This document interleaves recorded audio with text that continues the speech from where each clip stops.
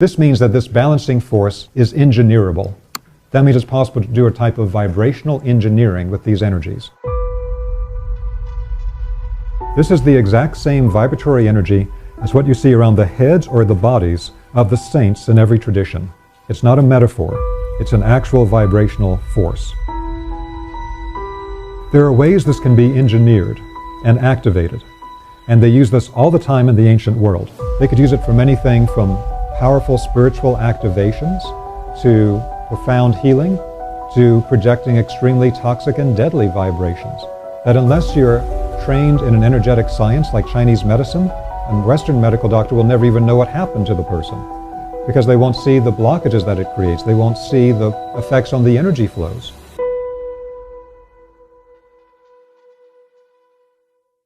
So when I began to work with vibrational teachings and methods of different traditions all over the world, which I was able to focus on during the 12 years that I spent at the university getting my doctorate in international studies, there's always a challenge because different traditions will look at the vibrational realities around us, the vibrations that affect human consciousness, that affect our thoughts, our feelings, as well as our energy system every moment of every day.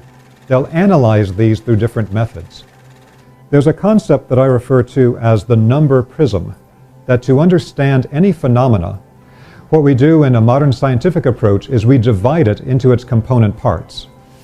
And so what you'll find in India, for example, to understand healing vibrations, they tend to divide them into 3 different parts. And they'll talk about the 3 gunas.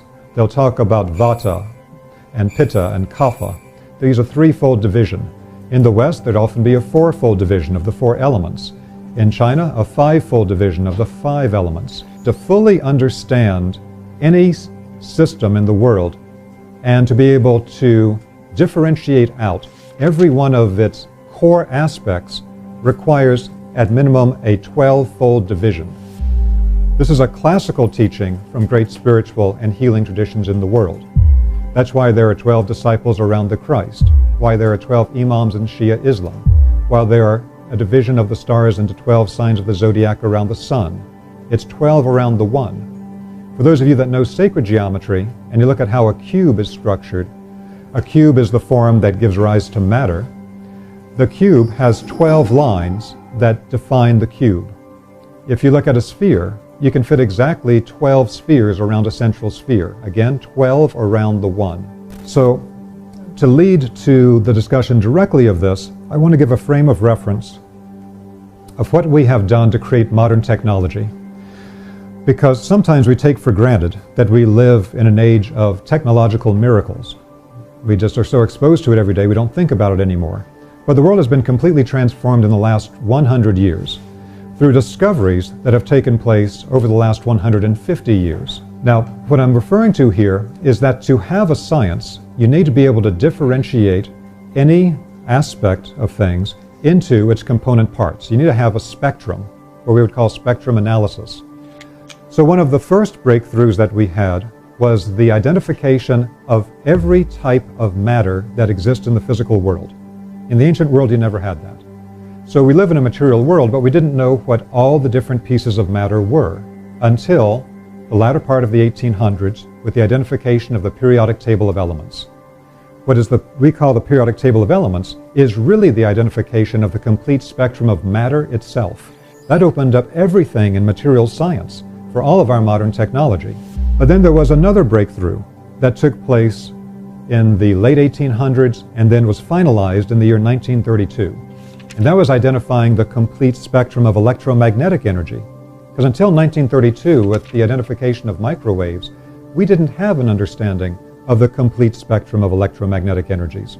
So what you find in many classical traditions is that they will talk about different levels of creation. So there's the physical level, there's the etheric life energy level, that in China would be called Qi, or in Japan would be called Ki, or in India would be called Prana. The Greeks would call it the ether. So this etheric vital force energy is above that of the physical. Then there are consciousness levels, beginning with what we call in the West the astral level. Well, with all these different levels, we have to understand a progression that is taking place in modern science. People don't properly understand what electromagnetic energy is, Because time and time again, in subtle energy research in modern times, things dealing with etheric life force, with Qi, we try to get validity from modern science by saying the vital life force is electromagnetic. Electromagnetic energy is not the vital life force. If it was, you could plug the base of your spine into an electrical outlet and get charged up. But it doesn't work that way. In fact, as we'll describe later tonight, there's a vibrational component in electromagnetic energy that is extremely toxic. And that's why people get electrosensitivity and have detrimental effects from electrical fields. What the vital life force is, that's above the level of the physical, in every classical tradition, they understood that this vital life force is what went into the physical and animated it. It's the animating power. So when we understand that, we'll understand that when that power has animated the physical body through what the Chinese call the universal Qi field, or what the Greeks would call the ether, that animation process creates resistance passing through the conductor of the human body, passing through the conductor of physical materials, and that means that this faster than light energy slows way down. And this particular energy from the ether begins to decay.